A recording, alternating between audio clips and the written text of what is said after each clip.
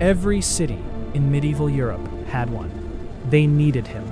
They couldn't function without him. The entire system of law and order depended on him being there, doing his job, showing up when called. And yet, nobody would sit next to him in a tavern. Nobody would sell him food at the market without leaving the coins on the counter, so they didn't have to touch his hand. His children couldn't attend the same schools as other children. If he walked into a church, people moved away from him like water parting around a stone. Landlords refused to rent him rooms inside the city walls. Some cities required him to wear a specific color of clothing in public so that people could see him coming and step aside. He was the most necessary man in the city, and the most despised. The medieval executioner. And here's the thing that almost nobody tells you about this man. The thing that changes everything about how you understand this profession. He didn't just kill people. He was a surgeon, a torturer, a record keeper, a pharmacist, a dentist.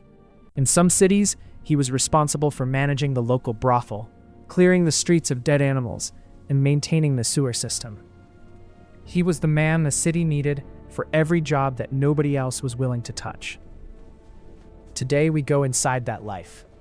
Who were these men? How did they end up in this profession? What did their daily existence actually look like? The work, the pay, the social reality, the psychology of a man who killed for a living in a world that simultaneously needed and despised him. Because the real story of the medieval executioner is nothing like what you've seen in movies. Let's start with a simple question. Who became an executioner in medieval Europe? The answer is almost never who you'd expect. Very few men chose this profession voluntarily. The social consequences were so severe, so immediate, and so permanent that walking into it willingly was essentially choosing a life of total isolation. So how did men end up in this role? The most common answer is one word: inheritance. In most of medieval Europe, the position of executioner was hereditary. A son inherited the profession from his father the way a blacksmith's son inherited the forge or a miller's son inherited the mill. Except that in this case, the inheritance came with something extra. The stigma attached to the profession transferred completely to the family. The executioner's wife was shunned. His children were shunned. In some German cities, records show that the children of executioners were legally barred from entering certain guilds, regardless of their own personal conduct or skill. The stain passed through blood. This created a closed caste. Executioner families across Europe often intermarried, not out of preference, but out of necessity. They were the only people willing to accept each other socially. Historical records from 15th century Germany document extended networks of executioner families connected across multiple cities through strategic marriages, functioning almost like a separate social class with its own internal economy and relationships. But here's what makes this even more interesting. Some executioners weren't born into the profession at all. They were forced into it, and the way it happened was deeply cruel. In certain cases, a convicted criminal was offered a choice at the moment of sentencing. You can be executed, or you can become the executioner. Take the job and you live. The catch was obvious. By taking the job, you stepped permanently outside normal society. You saved your life and lost everything else. Some men refused and chose death. Those who accepted found themselves trapped, unable to leave the profession, unable to reintegrate into the community, condemned to a different kind of sentence that lasted the rest of their lives. There was a third path into the profession. Poverty so extreme that the social consequences simply didn't matter. A man with nothing, from nowhere, with no family connections and no prospects, might take the executioner's contract because the alternative was starvation. The pay was actually reasonable, better than many legitimate trades. And when you have nothing to lose socially, social condemnation costs you less. The executioner was a municipal employee. He was hired by the city, paid a salary by the city, and operated under a formal contract that specified exactly what he was required to do and what he would be paid for each task. These contracts are some of the most fascinating documents that survive from medieval Europe. because they reveal something important. The executioner's job was not simply about executions. The execution itself was almost a secondary function of the role. Let's look at what a typical 15th century German executioner's contract actually required. He was responsible for all judicial torture. Before a trial, it was common practice in medieval European law to extract a confession through physical means. The executioner administered this. He knew which methods produced confessions without killing the subject prematurely, because a dead man couldn't be executed publicly, and public execution was the point. This required genuine skill and a detailed working knowledge of human physiology. He was responsible for all corporal punishments: flogging, branding, removal of fingers or hands or ears, all carried out in the public square according to the specific sentence handed down by the court. Each punishment had a precise protocol. Too light, and justice wasn't served. Too severe, and you killed someone who was only supposed to be maimed. The executioner was expected to calibrate his work exactly. He was responsible for the removal and disposal of bodies, not just executed criminals, but in many cities, all bodies found in the street, all dead animals, all biological waste from the city that no other profession would handle. And then, the part of the contract that surprises almost everyone. In many cities, the executioner was also the primary medical practitioner for the poor. He ran what was essentially the city's free clinic, and people came to him in large numbers because he was actually good at it. The connection between execution and medicine sounds strange until you understand the logic. The executioner handled human bodies constantly. He understood anatomy in a practical, hands-on way that university-trained physicians, who largely worked from ancient texts and theory, often didn't. He knew exactly how the body broke down under physical stress. He understood joints, bones, muscles, pressure points, pain thresholds. He set broken bones. He treated dislocations. He performed minor surgeries. He pulled teeth. He applied herbal remedies and poultices. In some documented cases, executioners were consulted by wealthy citizens who couldn't get results from conventional physicians. The pay structure reflected this complexity. The base salary was modest, but executioners were paid per task. A set fee for each execution, a different fee for each torture session, a fee for each corporal punishment carried out, fees for medical treatments performed. A busy executioner in a large city could earn considerably more than the base contract suggested. Some historical records from 15th century Nuremberg show executioners earning incomes comparable to successful merchants. So what did a day actually look like for this man? He lived outside the city walls in most cases, or in a specific designated area within the city considered separate from normal residential districts. His house was identifiable. People knew exactly where it was and avoided the street it stood on. He woke early. If there was a scheduled execution that day, and public executions were typically held in the morning, he needed to prepare the scaffold, check his equipment, and receive the condemned prisoner from the city jail. This handover was a formal procedure. Documents were signed, the prisoner's sentence was read aloud, the executioner acknowledged receipt. Then he waited with the prisoner. This detail, sitting with the condemned in the hours before death, is one of the least discussed aspects of the executioner's role, but it's documented repeatedly across multiple cities and centuries. The executioner was expected to be present with the prisoner from the moment of handover. Some accounts describe executioners speaking with the condemned, sharing food or drink with them, sitting in silence. It was not kindness exactly, it was protocol. But in those hours, the executioner was the only person in the condemned man's world. And here is something that will genuinely surprise you about public executions in medieval Europe.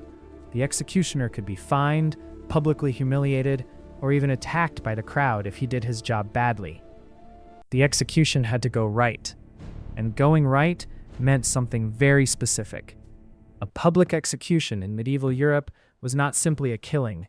It was a performance, a ritual. The crowd came to witness justice being carried out, and justice, in the medieval understanding, required that the punishment be proportionate, precise, and clean. An executioner who botched a beheading, who took multiple strokes, who caused visible, unnecessary suffering beyond the sentence, could face real consequences. In 1488, in the city of Bruges, an executioner who failed to behead a condemned man cleanly was himself attacked by the crowd and had to be rescued by city guards. In other documented cases, executioners were fined by the city for poor performance. The job required genuine technical skill. A clean, single-stroke beheading required years of practice, an understanding of angle and force, and the specific weight and balance of the sword being used. Some executioners practiced on animals. Some practiced on cadavers obtained through the city's medical establishment. The sword itself was maintained with obsessive care, sharpened, balanced, treated as a professional instrument. The executioner's sword was his primary tool, and in many cities it was city property, handed down through generations of executioners as an official object of the municipal justice system. After the execution, assuming it went correctly, the body had to be handled. In cases of the most serious crimes, the body was displayed publicly as a warning. The executioner was responsible for this display, for its maintenance, and eventually for its removal. In cases where the sentence included dismemberment, which existed for the most serious crimes, the executioner carried this out and distributed the parts to different city gates as a public message. Then he went home, perhaps stopped at the market, coins left on the counter rather than placed in his hand. Perhaps he treated a patient who had come to his door with a broken arm or an infected wound. Perhaps he sharpened his sword for tomorrow. Here is the question that sits underneath all of this. What did it do to a man, psychologically, spiritually, emotionally, to live this life? The honest answer is that we have very limited direct evidence. Executioners didn't write memoirs. They weren't interviewed. The inner life of the man behind the hood is almost entirely invisible to history. Almost. There are fragments, court records that capture executioners speaking under oath, city records that document unusual behavior or requests, and most valuably, a small number of executioners' journals that survive from late medieval and early modern Europe. The most famous of these is the Journal of Franz Schmidt, executioner of Nuremberg, from 1573 to 1617. Schmidt kept a meticulous record of every execution and punishment he carried out over his career. 361 executions, and hundreds of additional corporal punishments. But what makes the journal remarkable is not the numbers. Schmidt doesn't write like a man who enjoyed his work. He writes like a man trying to make sense of it.